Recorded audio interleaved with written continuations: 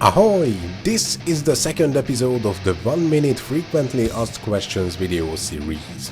These are the questions I'm going to answer in this one. Can you explain how penetration works, damage is calculated, attack power is calculated? No, because I don't know how they work. The stat calculation formulas were changed a while ago, and since then nobody but the actual developers know about stuff like that. So sorry, but I can't help you with that.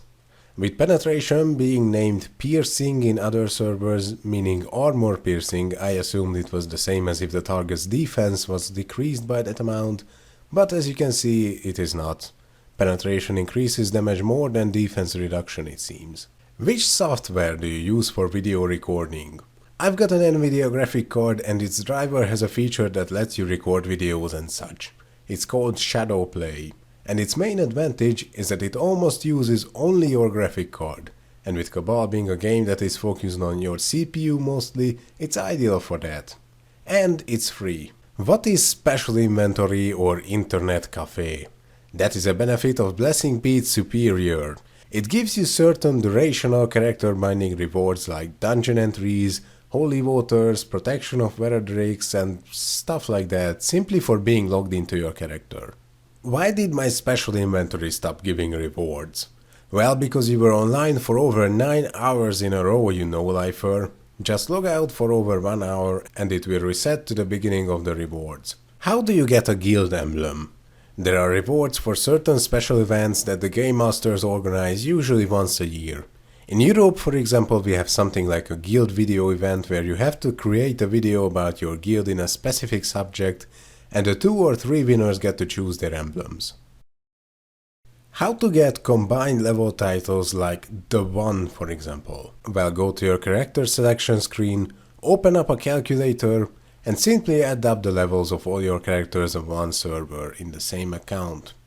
Overlord levels do not count for that. If the number reaches the requirement of a title, it will be unlocked the next time you log in. If you already unlocked one of them, you will not lose it even if you delete a character. I've included some links in the video description to let you see the stats. There's an item in the cash shop that lets you unlock the 7th and 8th character slots to make your job easier and to make it possible to go over 1.2k in the first place. What is a middleman? Certain trades or deals aren't simple enough to conduct in a simple trade window. For example, if you want to sell a character, then either you would have to send the character to the buyer first and receive the money when it already arrived, or take the money first and then send the character. Now obviously both cases are insecure as one of the sides can run off with the money. This is where the middleman comes in the picture.